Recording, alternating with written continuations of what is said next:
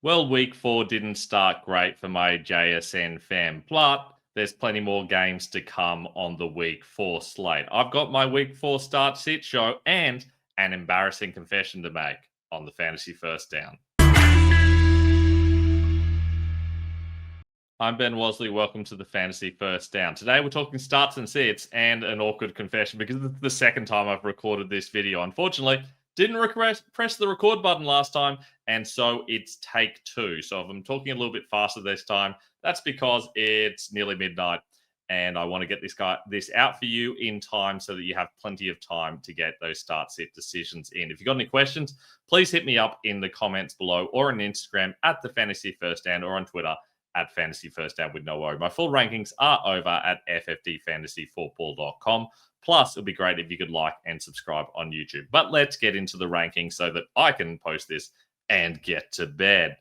Now we're going to start things off. There you go. With the quarterback rankings, and the first few are easy. Allen, Jackson, Hurts, all must start. And Justin Herbert in that excellent matchup against the Giants is a must start for me as well. Patrick Mahomes has had a couple of good matchups, and for that reason, I'm starting him against the Ravens, who are top 5 matchup for quarterbacks. Caleb Williams has been excellent so far this season, so he's another must start for him. For me, despite the middling matchup against the Raiders, really happy with my pick on him in the preseason. He looks like he's coming good. Drake May against the Carolina Panthers seems like a great matchup, and yet they've conceded the fewest points to quarterbacks so far this season. Having said that, I think that's a little bit more of the fact that we've only had 3 weeks so far this season. I still think that this is a situation where May can succeed. Jordan Love, my favorite quarterback streamer of this week, taking on the Cowboys. They've conceded the most points to quarterbacks this season.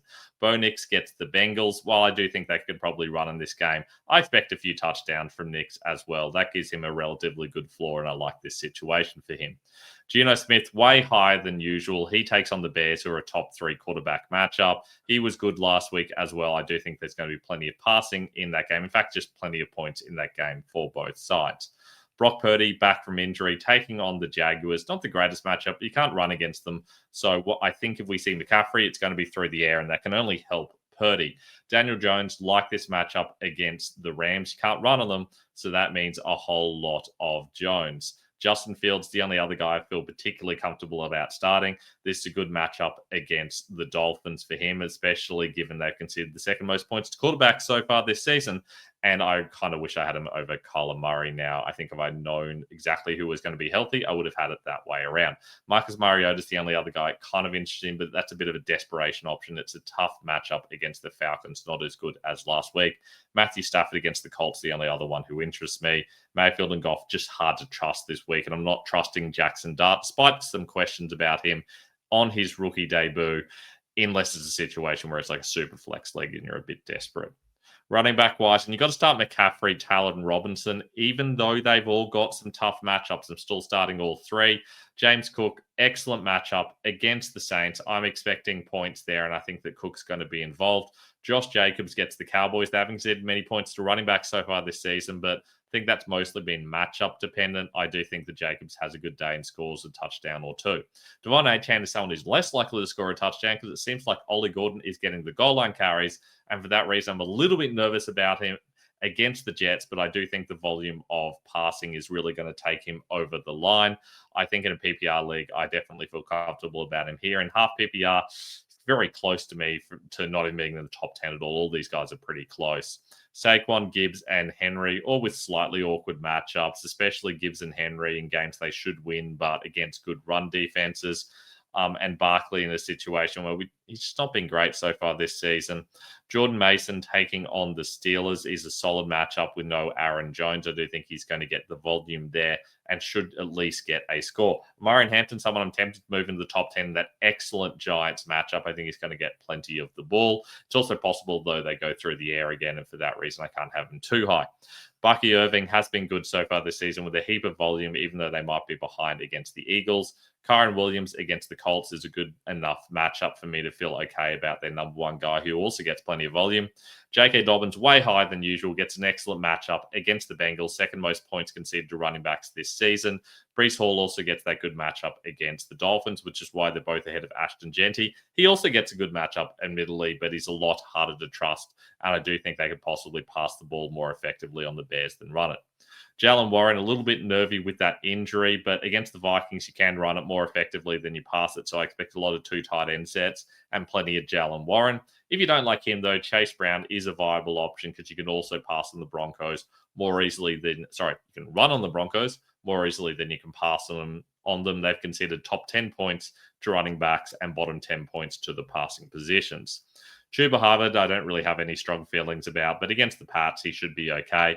Cam Scatterboo, a lot of people quite high on him. I am not. I was not high on him at any point. Thought it was crazy how early people were drafting him, and if not for a Tyrone Tracy injury, no one should be starting him. Having said that, Tracy is out, and for that reason, Scatterboo is at least borderline startable as a running back too against a tough Chargers run defense.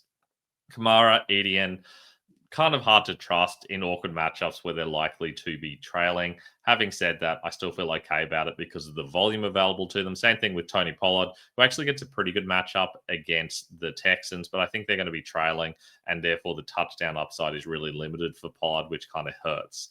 Javonte Williams and DeAndre Swift just don't like the volume they're getting, and they're both tough running back matchups, especially Swift just not being used properly, but I do think that might come good, assuming we don't see Munungai coming for his role. Swift has been the better of the two in actual gameplay, admittedly. Quinton Judkins and David Montgomery both have awful matchups against each other in a game that should see plenty of air yards. Nick Chubb and Woody Marks, it would be a great situation against the Titans. They are top 3 as a running back matchup, and yet I don't know which one's really going to be the starter. I think they're probably going to split, and that kind of hurts both of them. Same thing with Travion Henderson and Ramondre Stevenson. It's a good matchup, the Panthers, for running backs. It was number 1 last year, and this year not many people have scored against the Panthers, but when they have, it's been running backs.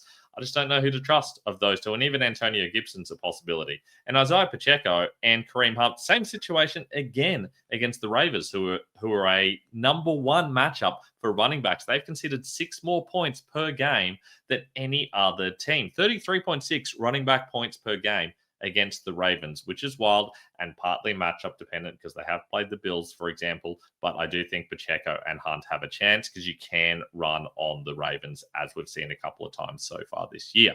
For that reason, I like either of them in a low-end streaming option. Kind of hard to trust either of the Commanders guys against the Falcons, but there is some volume to be had between them. Ollie Gordon getting the goal line stuff, as I said, so that's why you can kind of start him as a desperation streamer. Wide receiver wise, and I mean, it feels hard to go against anyone like a Puka Nacua, Amon-Ra St. Brown, Neighbors, Jefferson. You got to start these guys. Even Jamar Chase, who I've got a bit lower because of Patrick Surtain, I still think it's a must start. Nico Collins, I feel good about him against the Titans, even though, I don't know, he's been a bit up and down so far this season, but it's a top 5 matchup. I feel like he'll be fine. Devontae Adams, we've all got him a little bit high this week. That should be a little bit of a shootout against the Colts, and he has been good. I think there'll be plenty of opportunities for volume there, even though he's no Puka Nacua. Garrett Wilson gets a great matchup against the Dolphins. I like him this week. And Zay Flowers, who was a massive dud last week, I still think he can be good against the Chiefs, and for that reason, he's still top 10 for me. Have considered putting Rome Odunze ahead of him. That's a great matchup against the Raiders. They're a top 4 wide receiver matchup, and Odunze has scored 4 touchdowns in the first 3 weeks. I feel like the ceiling's high there. AJ Brown and Drake London, not the greatest matchups for them, and they haven't been great so far this season. Brown had a bounce-back game, but it's hard to trust either of them. Having said that, they're still top-tier wide receivers compared to the next group of guys. Cortland Sutton, Emeka Ibuka, and Tyreek Hill all kind of clustered together for me as the number 1 players on their teams. Hard to know whether their teams are really going to be able to get the ball through the air. For Sutton, it's hard to know what they need to. For Hill, it's hard to know what's going to happen in a given week. For Ibuka, it's hard to know if they're going to be able to do anything against the Eagles. So for that reason, they're not fully trustworthy, but they all have upside. Jacoby Myers is top 10 in wide receiver yards gained so far this season. He just doesn't have a touchdown. Gets a great matchup against the Bears, who are a top 3 wide receiver matchup. Love him this week. He's a very safe option, especially in PPR. Ladd McConkey, I've got ahead of the other Chargers guys. This is a better slot matchup than the previous games they've played. I feel like there's going to be points against the Giants. I feel like they have to get McConkey going. This could be a get-right game for him. I feel like he's still got to start him. George Pickens against the Packers. You usually wouldn't trust a wide receiver against the Packers. They're a bottom 5 matchup. But Who else are they going to pass to? It's him, Jake Ferguson, the running backs. I don't see a lot of Talbot at Turpin. One of them might have an okay game, but realistically, it should be Pickens that's getting the chances. Deebo Samuel, very hard to trust against the Falcons, but who else is there? There's no Terry McLaurin. There's no Noah Brown.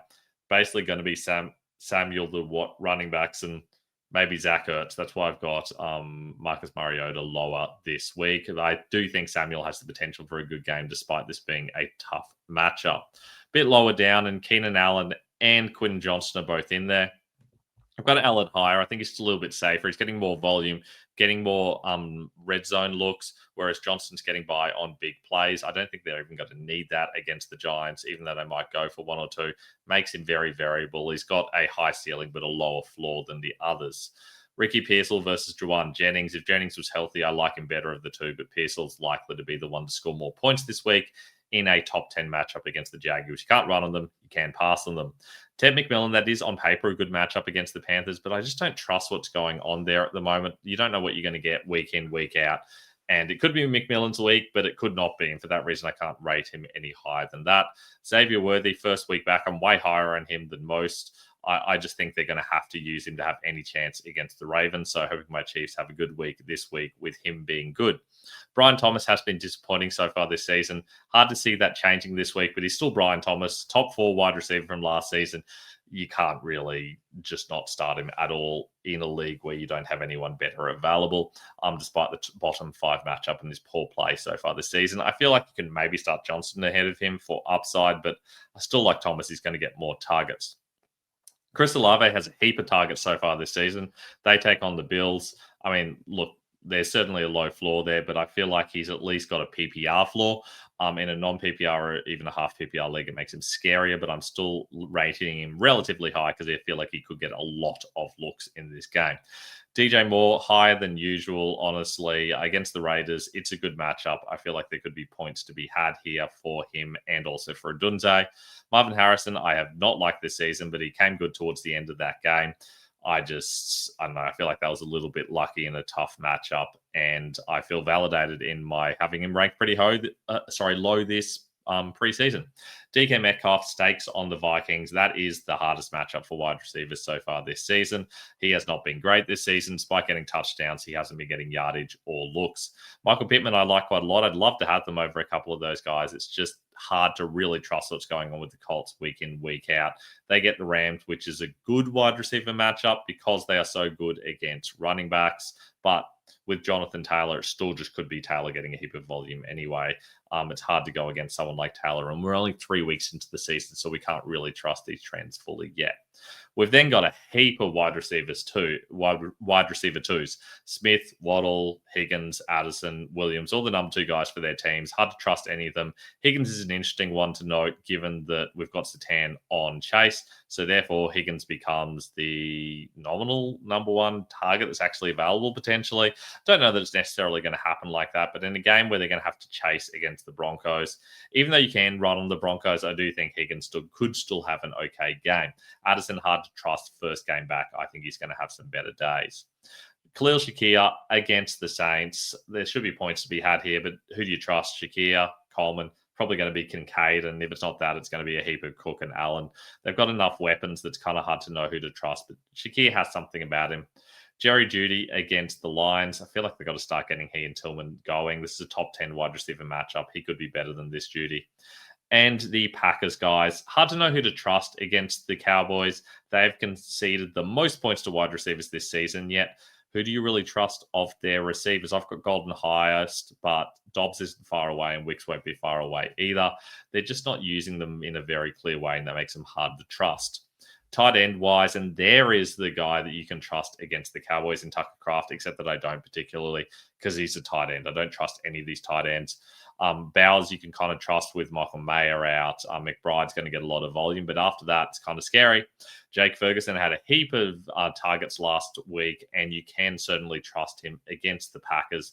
The Packers are actually a pretty good tight end matchup so far this season, considered the 6th most points to tight end, but they're a bottom 10 matchup for every other position, so we could see a lot of Ferguson, assuming that holds. We're only 3 weeks into the season. Tucker Kraft against the Cowboys, as I said, I do feel like he could have a good game on the other side of the coin in that same game.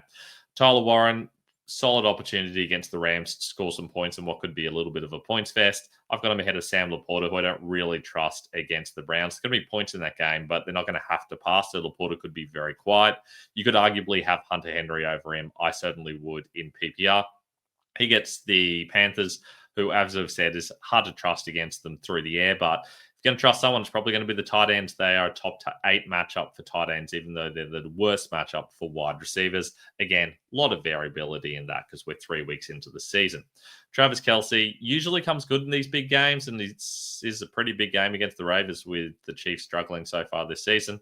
But I mean, he just doesn't look like the Travis Kelce we're used to anymore. This should be a good matchup for him, but hard to fully trust him. Don Kincaid could be good, could be terrible. We have seen in easy wins. They don't tend to use him a lot.